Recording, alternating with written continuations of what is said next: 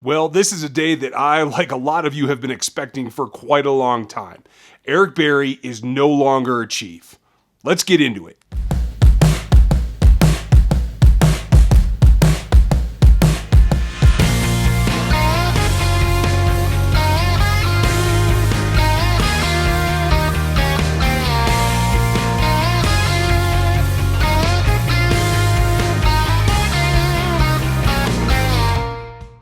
So at the end of the day, the bottom line in Kansas City is that Eric Berry is departed from the Kansas City organization.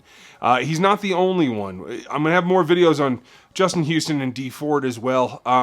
But here's a little bit from the last you saw when he walked in for that playoff game.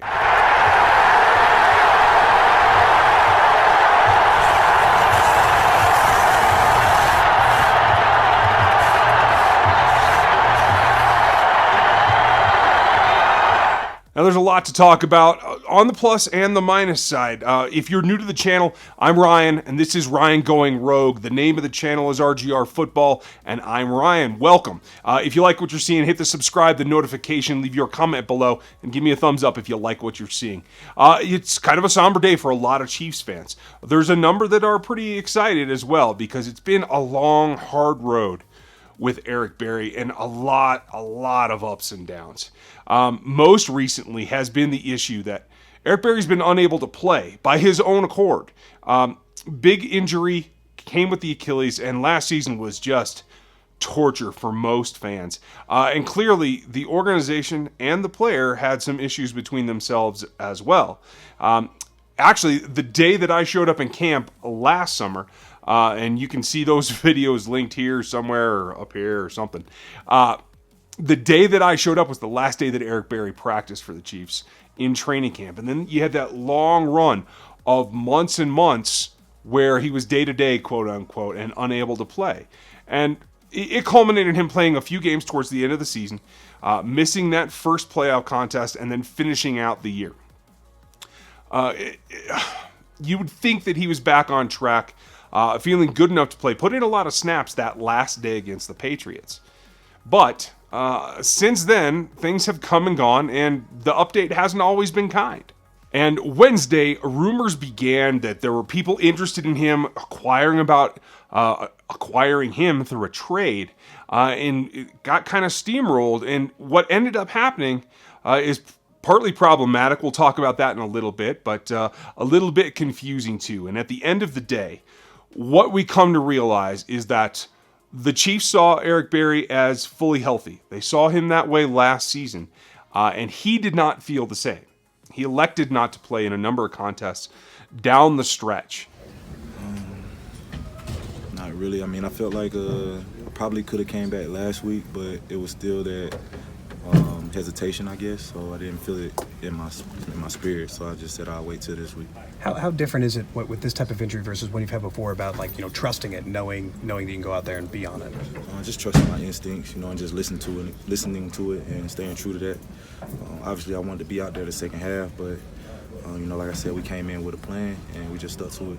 And then eventually in the playoffs, he did get back on the field. But it seemed that there was some tension there. And from what we've been able to gather to this point, things that I've heard back and forth, is there was definitely something growing there, some discontent between all the parties involved.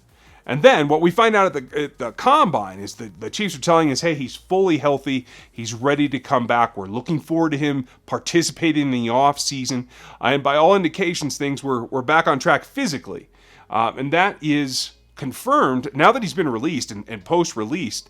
A number of sources have come forth and told Matt Derrick and told Therese Paylor that Eric Berry intends to play next season, that he feels he's healthy enough to play next season in 2019 as well. Where, we don't know where that will be, but that's what it comes down to. The Chiefs felt he was ready. He feels he can play again, and so his health seems to be taken out of the equation. The second opinion by Dr. Anderson seems to have sealed that for both parties and make him feel like he's able to get back on the field. But for some reason, whether it's the age, whether it's the trust factor and knowing that he felt pretty good at this point in the season, last offseason. He felt good at the start of training camp even. And then that kind of lingering pain came back on. And that's where things derailed. And whether it's trust that he can actually get on the field and participate is the question for the team, or whether that situation last season had continued to deteriorate and caused enough animosity that the team just didn't feel that they could move forward. That really seems to be one of the two options that caused this release. You could have kept him. You could have let him play out the contract. If he is healthy, and by all accords he is, if that's actually true, then he could have contributed to the Chiefs' upcoming season. At a high cost, yes, and you will save, because it's going to be a post-June 1st designation, as reported by Matt Derrick. Because of that, you'll get $9.5 million back on the cap on June 2nd, which will give you a little bit of breathing room. I expect them to try to run right up to the cap until then in order to get some other things done, including the draft class, and then get a little bit of relief at that point. So with all that understood, you still could have kept him, but there was something there besides just the physical aspect that kept him from being on the field. So they decide to part ways. And that leaves not only a void there at what was looking at an all-pro tandem of Barry and Tyrann Mathieu, who just joined, and I'll have a video on him as well. That was looking like the culmination of maybe the best safety duo in the league. And that's not going to happen, so it leaves them needing to find a replacement. It needs him needing to find a replacement to be. There are some options out there. But that's really what it comes down to. And the crux of it, the problem with this whole thing, is that you didn't get any value back. So for the organization, there's got to be some continued frustration that the player wasn't ready, didn't feel he was ready, and you guys all know the quote that he wasn't feeling up to it. But the frustration has to be that there clearly wasn't anybody that was going to give them enough value for them to do a trade that made sense. Would have saved them some cap, but you'd hope to get some value back.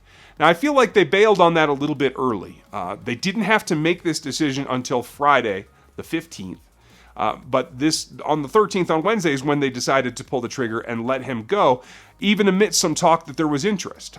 So I would have liked to seen the team pull that out a little bit more and stick to it and try to get some value out of it, even if it was a late round pick, in order to bolster what you have to do going forward. So that leaves a little bit to be desired. But at the end of the day, Eric Berry, who's been storied in this franchise and through his path through the NFL, is going to play likely somewhere else if he plays again. It's not going to be in Kansas City. So that leaves you with a lot of question marks, some holes to fill. We'll talk about how that's going to go on going forward.